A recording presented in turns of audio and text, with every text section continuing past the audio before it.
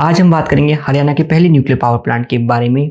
जो हरियाणा का पहला न्यूक्लियर पावर प्लांट है 2028 तक ऑपरेशनल हो जाएगा और अब तक 74% कंप्लीट हो चुका है। तो कहाँ पे है ये फतेहाबाद में गोरखपुर डिस्ट्रिक्ट में जो है वो बनने जा रहा है। इसकी हम स्टोरी जानते हैं कि कैसे ये ऑपरेशन में आया, क्या इसका बैकग्राउंड था। तो 2014 में मनमोहन सिंह की सरकार ने इसका उद्घाटन किया, आप देख सकते हैं, इसका शिलान्यास किया और साथ में जो है ये 2800 मेगावाट का न्यूक्लियर पावर प्लांट था और ये 2028 तक 14 के बाद 14 साल जो है इसको लग जाएंगे बनने में और 2028 तक जो है गोरखपुर विलेज में ये बन के तैयार हो जाएगा। तो हम समझते हैं कि इतना टाइम क्यों लगा, क्यों डिलेज आए इसमें, ये पूरा प्रोसेस इसका हम समझते हैं। तो ये बना कौन रहा है, ये NPCI जो nuclear power corporation of India है हमारी, वो बना रही है। और आपको इस चीज़ को भी याद रखना है कि पूरे नॉर्थ इंडिया में सबसे पहला जो है न्यूक्लियर पावर प्लांट है। अगर आप देखें कि कुंडमकुलम में है, मद्रास में है, ककरापारा है, तारापुर है, कायगा है, पर नॉर्थ इंडिया में कहीं भी जो है, पूरे नॉर्थ इंडिया में यूपी के अंदर है नारोरा, उसके ऊपर जो है आप देख सकते हैं कोई भी हमारा न्यूक्लियर पावर प्लांट नहीं है। तो ये पहला जो है हमारा न्यूक्लियर पावर प्लांट बनने जा रहा है जो कि नॉर्थ इंडिया का है, ठीक है। और हमारी जो न्यूक्लियर एनर्जी है इंडिया की, ओनली 1.6% जो टोटल एनर्जी का है वो प्रोड्यूस करती है। तो न्यूक्लियर एनर्जी पे हमारा फोकस है इस प्रोजेक्ट के अंदर, तो इसलिए हमें इस चीज़ को समझना जरूरी है क्योंकि डिफरेंट फॉर्म ऑफ एनर्जी है। हाइड्रो एनर्जी के बारे में आप सुनते हो, कोल के बारे में सुनते हो, पर न्यूक्लियर के बारे में कम सुनने को मिलता है और हमारे हरियाणा में है, तो हमें बहुत इंपॉर्टेंट है इसको जानना। ये कहीं ना कहीं किसी ना किसी एग्जाम में जरूर पूछा जाएगा, प्री में, मेन्स में जरूर आपको ये क्वेश्चन आएगा। तो ये जो है कंसेप्चुअल, इसका आइडिया कहाँ हुआ, शुरू हुआ 1984 में इसका प्लान बना और आप देख सकते हो तब जो हिसार है और फतेहाबाद है एक ही डिस्ट्रिक्ट होते थे, तब इसका प्लान बना था गोरखपुर के अंदर। और उसके बाद 1997 15 जुलाई 1997 को जो है हिसार और फतेहाबाद अलग हो गए थे, ठीक है। तब उसके बाद जो है ये फतेहाबाद डिस्ट्रिक्ट के अंदर काउंट होने लगा प्रोजेक्ट। उसके बाद हम ये बात करते हैं कि अब ऐसा क्या खास था कि पूरे नॉर्थ इंडिया में सिर्फ गोरखपुर विलेज को क्यों चुना गया। सबसे पहले एक इंपॉर्टेंट जो चीज़ आपको जानने की जरूरत है कि ये लो सीस्मिक जोन है। लो सीस्मिक जोन का मतलब कि यहाँ पे अर्थक्वेक आने के चांस जो है बहुत कम होते हैं और यहाँ पे जो पैसे हैं कि वो लोग, हो सकता था कि उनको ये लगा कि जो लोग हैं बहुत जल्दी जो हैं अपनी जगह दे देंगे, ठीक है, और कंपेंसेशन भी हमारे को इतना नहीं देना पड़ेगा और लोग जो है लैंड इजीली दे देंगे क्योंकि इतनी उपजाऊ जमीन भी नहीं है वहाँ पे, इस कारण उनका ये प्लान था। तो 2800 मेगावाट का जो टारगेट था ये उनका प्लान था। तो ये आप देख सकते हैं 2800 मेगावाट, ये आपको याद रखना है, बहुत जरूरी। तो उसके बाद क्या हुआ, उसके बाद कुछ प्रोटेस्ट हुए, 1313 एकड़ जो है जमीन उन्होंने क्या बोलते हैं अक्वायर करी। पर 2011 में क्या होता है, 2011 में होता है फुकुशिमा डिजास्टर। आप ये देख सकते हैं कि ये फुकुशिमा जगह थी जापान में। 2011 में यहाँ पे अर्थक्वेक आया, अर्थक्वेक से सुनामी आई। सुनामी के कारण जो है ये सारा एरिया सबमर्ज हो गया। सबमर्ज होने के कारण, क्योंकि सी कोस्ट पे होने के कारण सबमर्ज हो गया और यहाँ पे ब्लास्ट हुए, ऐसे एक्सप्लोजन हुए कि आज तक वहाँ पे रेडिएशन है इस चीज़ की। तो हमें समझने की जरूरत है कि जो न्यूक्लियर पावर प्लांट्स हैं उनकी रेडिएशंस जो है, उनका इफेक्ट, अगर वहाँ पे कोई हादसा हो जाए, ठीक है, हादसा जो है बताकर नहीं आता, भोपाल गैस ट्रेजेडी भी हुई थी, ठीक है, वैसे ये भी अगर यहाँ पे कोई हादसा हो जाए तो उसके रिपरकशन जो है लाइफ लॉन्ग रहेंगे। तभी 2011 में प्रोटेस्ट शुरू हो गए इस प्रोजेक्ट के अगेंस्ट कि हमें न्यूक्लियर पावर प्लांट नहीं लगाना। तो अभी आपको हम वो दिखाएंगे कि क्या प्रोटेस्ट रहे वहाँ पे, ठीक है। तो ये आपको समझ आया कि क्या वर्ल्ड में चल रहा है। तो इसी को देखते हुए जर्मनी ने भी अब प्लान बनाया कि हम अपने न्यूक्लियर पावर प्लांट सारे बंद कर देंगे, हम ऐसा कोई भी न्यूक्लियर पावर प्लांट नहीं रखेंगे क्योंकि रिस्क है और वो रिस्क जो है लाइफ लॉन्ग रहेगा। चाहे चेरनोबिल में आपने सुना होगा कि डिजास्टर हुआ था, ऐसे यहाँ पे डिजास्टर हो गया, इससे भोपाल गैस ट्रेजेडी हो गई। तो ऐसे बहुत सारी प्रॉब्लम्स जो है न्यूक्लियर रिएक्टर से हो सकते हैं। भोपाल गैस ट्रेजेडी में तो न्यूक्लियर रिएक्टर भी नहीं था, चेरनोबिल में था और यहाँ पे था। तो वो एरिया पूरा का पूरा जो है खत्म हो जाता है, पूरा का पूरा एरिया। और ऐसा नहीं कि आज के लिए, 10 साल के लिए, 100 साल के लिए जो है वो एरिया खत्म हो जाता है। अब आपको समझ आया होगा कि क्या इम्प्लीकेशंस थी, ठीक है। और यहाँ पे आप देख सकते हैं फिर हरियाणा में भी प्रोटेस्ट जो हैं वो शुरू हुए। तो कंपेंसेशन के लिए और कंपेंसेशन के लिए बहुत ज़्यादा प्रोटेस्ट हुए कि हटाया जाए, इन्वायरमेंट को नुकसान होएगा, ये है। तो उसके बाद जो है फाइनली इसको अप्रूवल मिला और फाइनली जो है प्रोटेस्ट अब डाई डाउन है और 2028 तक प्लान है। तो अब हम समझते हैं कि न्यूक्लियर एनर्जी की क्या ज़रूरत है इंडिया को, क्या इंडिया के पास है ऐसा कि हम न्यूक्लियर एनर्जी को प्रमोट कर सकते हैं। तो जैसे आपको पता है एनर्जी जो है फंडामेंटल रिक्वायरमेंट है, हर जगह एनर्जी की ज़रूरत है, चाहे वो गाड़ी चलाने के लिए है, चाहे वो एरोप्लेन के लिए है, चाहे आपको काम करने के लिए भी एनर्जी चाहिए। ठीक है, तो हर चीज के लिए एनर्जी चाहिए हमें। तो एक हमारे पास फॉसिल फ्यूल्स ही ऑल्टरनेटिव था पहले, अब देख रहे हो इलेक्ट्रिसिटी की तरफ जा रहे हैं हम। इलेक्ट्रिसिटी प्रोड्यूस करने के लिए भी हमारे पास ऑल्टरनेटिव्स आ रहे हैं, हाइड्रो इलेक्ट्रिसिटी है, ठीक है। ऐसा ही एक ऑल्टरनेटिव है न्यूक्लियर एनर्जी। तो इस चीज को हमें देखना है कि क्या इसमें, ठीक है। आपको वर्स्ट डिजास्टर्स मैंने बता दिए। तो जैसे मैंने आपको बताया कि जर्मनी जो है वो अपने आफ्टर फुकुशिमा रिएक्शन, रिसेंटली बात है, अप्रैल 22 2023 की बात है कि जर्मनी जो है वो अपने सारे प्रोजेक्ट्स बंद कर रहा है। तो अगर हम स्टोरी सुने अपनी न्यूक्लियर एनर्जी की, तो उसमें होमी भाभा जो है उनका नाम जरूर लिया जाता है। उन्होंने जो है हमारा 3 स्टेज न्यूक्लियर पावर प्रोग्राम जो है वो लॉन्च किया था। इसको हम बहुत डिटेल में समझेंगे कभी कि क्या ये 3 स्टेजेस थी, ठीक है। और इसके अंदर जो है बेसिकली हमारा 3 स्टेज न्यूक्लियर पावर प्रोग्राम के अंदर हमारा जो बेसिकली हम चाह रहे थे कि यूरेनियम और थ्योरियम को यूज करें, और इंडिया में जो है बेसिकली थोरियम बहुत ज्यादा मात्रा में है। अभी जो है यूरेनियम यूज हो रहा है, पर इंडिया का प्लान यही है कि हम थोरियम को किसी तरह यूज करें, क्योंकि इंडिया में नेचुरली अकरिंग है। और आपने सुना होगा कि मनमोहन सिंह जी की सरकार में एक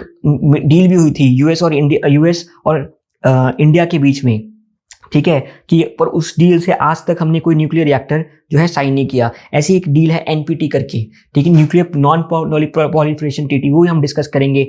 तो अब क्या न्यूक्लियर, वाई न्यूक्लियर एनर्जी? तो सबसे बड़ी बात कि थोरियम की अवेलेबिलिटी है, फ्यूल की अवेलेबिलिटी है हमारे पास, ठीक है। अगर हम इसको यूज करना सीख गए, थोरियम को न्यूक्लियर पावर के लिए यूज करना सीख गए, तो हमारे पास लिमिटलेस पोटेंशियल है कि हम जो है पूरे इंडिया को सिर्फ न्यूक्लियर एनर्जी से भी इतना पोटेंशियल है हमारा, फॉसिल फ्यूल फ्री हो जाएगा हमारा नेशन, हमारा इंपोर्ट बिल खत्म हो जाएगा अगर हम इस पे आ गए तो इस कारण हम इस चीज को लेके चल रहे हैं, ठीक है।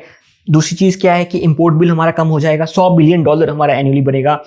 और ये सोलर और विंड की तरह नहीं है कि जो किसी चीज पे डिपेंडेंट है। सोलर किस पे डिपेंडेंट है? सनलाइट पे। विंड किस पे डिपेंडेंट है? विंड पे। पानी किस पे? हाइड्रो पे, पानी पे। तो ये जो है ये सिर्फ न्यूक्लियर एनर्जी पे है। और फ्यूजन रिएक्शन से इतनी एनर्जी निकलती है, ठीक है, कि आप सोच भी नहीं सकते। कंट्रोल रॉड्स लगती हैं उसमें कि हम उसको कंट्रोल कर सकें, इतनी ओवर एक्सेस एनर्जी निकलती है उसमें, ठीक है। तो इस चीज को आपको समझने की जरूरत है। तो ये चीज हो गया, इसका ये फायदा है। दूसरी बात ये है कि हाई डेंसिटी में बहुत ज्यादा एनर्जी निकलती है, सस्ती होती है, ठीक है। 30 से 35 गुना जो है कोल से जितनी एनर्जी निकलती है उससे सस्ती होती है, चीपर टू रन है, ये आपको ध्यान रखना है। दूसरी चीज ये है कि अब क्या चैलेंजेस हमें फेस करते हैं कि कॉस्ट ओवररन्स हैं। बेसिकली क्या होता है कि बहुत सारे जैसे प्रोजेक्ट्स हैं यूएस में भी, कि कॉस्ट जो है जितनी प्लान होती है उससे बढ़ती जाती है कॉस्ट। तो आफ्टर $9 बिलियन की जब साउथ कैलिफोर्निया में ओवर एक्सपेंडिचर हो गया तो उन्होंने छोड़ दिया। एक बार जो है कैपिटल कॉस्ट जो है बहुत ज्यादा लगती है, उसके बाद रनिंग कॉस्ट इसकी कम होती है। तो बनाने में इतना काम कॉस्ट लग गया तो उसके बाद चलाने का उसका इतना सस्ते में भी हो गया, तो क्या फायदा, ठीक है। उसके बाद क्या है कि हमारी इंडिया यूएस की न्यूक्लियर सिविल न्यूक्लियर डील बहुत ज्यादा मेजर जो माना जाता है कि एक मेजर बेंचमार्क था कि यूएस ने इंडिया पे भरोसा किया कि हम जो न्यूक्लियर एनर्जी है, क्योंकि न्यूक्लियर एनर्जी एटॉमिक बॉम्ब बनाने के लिए भी यूज की जा सकती है, न्यूक्लियर बॉम्ब बनाने के लिए भी यूज की जा सकती है। इसलिए न्यूक्लियर फ्यूल जो है कंट्रीज एक दूसरी कंट्री को देने से घबराते हैं। पर अभी तक जो है इस डील के कारण 13 साल हो गए इस डील को, ठीक है, आज तक जो है हमने कुछ भी जो है इसमें नहीं यूज किया इसको, ठीक है। न्यूक्लियर ये बहुत इंपॉर्टेंट डील थी, इसको आपको याद रखना है, ठीक है, सिविल न्यूक्लियर डील। तो लैंड की प्रॉब्लम जैसे कुंडमकुलम में या हरियाणा में भी जो तमिलनाडु में दिक्कत आई, कुंडमकुलम जो हमारा प्रोजेक्ट था वो ओडिशा के साथ है। ऐसे कुछ प्रोजेक्ट्स में जो है डिले हो जाता है, ओवर कॉस्ट, अगर डिले होता है तो कॉस्ट ओवररन होती है। कॉस्ट ओवररन होती है क्योंकि प्रोजेक्ट लैंड एक्विजिशन कॉस्ट बढ़ जाती है, मटेरियल जो सीमेंट लगना है, सीमेंट की कॉस्ट जो है टाइम के साथ चेंज हो जाती है। तो हो सकता है जब वो उस टाइम पे प्रोजेक्ट बने तो एस्टिमेट से 3 गुना 4 गुना कॉस्ट हो जाए उस चीज की। जैसे कोविड के बाद एकदम से जो कॉस्ट है वो ऑलमोस्ट 1.5 टाइम्स इंक्रीज हुआ है। कोविड में कम हो गया था, अब 1.5 इंक्रीज है। तो इस कारण जो है कॉस्ट अब ओवररन हो जाते हैं। और क्या है, क्लाइमेट चेंज, अगर बहुत ज़्यादा गर्मी हो जाए तो हो सकता है कि वो बंद करना पड़े। और पानी जो है, पानी का यूज़ होता है, पानी को यूज जैसे फुकुशिमा वहाँ पे सी कोस्ट पे क्यों था, क्योंकि उसको पानी की रिक्वायरमेंट थी। अब वो पानी से उसको ठंडा कर रहे हैं, अभी भी आज की डेट में भी उसमें पानी 11 साल हो गए उसको ठंडा करने लगा रखा है उसमें, पर वो पानी जो है वो वापस ओशन में जाएगा और उसमें जो है ऐसी जो है केमिकल्स मिल जाते हैं, जो न्यूक्लियर फ्यूल है वो ऐसा उसमें मिल जाता है कि जिससे कि जो वहाँ पे एक्वेटिक स्पीशीज है उनको इफेक्ट आएगा, पानी के सोर्स है वो कंटेमिनेट हो जाएंगे। ये भी हमें ध्यान देने की जरूरत है, ठीक है। उसके बाद न्यूक्लियर वेस्ट सबसे जो इंपॉर्टेंट है, कैंसरस होता है, न्यूक्लियर वेस्ट है वो कैंसरस होता है। तो आगे लोगों के अंदर डीएनए ही चेंज हो रहा है। चेर्नोबिल में जो जानवर हैं, आप देखो कभी डॉक्यूमेंट्री, तो जो जानवर है चेर्नोबिल में उनका डीएनए में ही चेंज आ गया है, लोगों के जो डीएनए है उसमें ही चेंज आ रहा है। तो इस चीज़ को आपको समझ के फार रीचिंग इफेक्ट्स हैं। कोई डिजास्टर और होता है, उसके जैसे सुनामी आ गई तो एक बार इफेक्ट होता है उसका, ठीक है, पर इसका जनरेशंस तक इफेक्ट रहता है, इसलिए, और ये भी नहीं पता कब इसका इफेक्ट जो है खत्म होगा।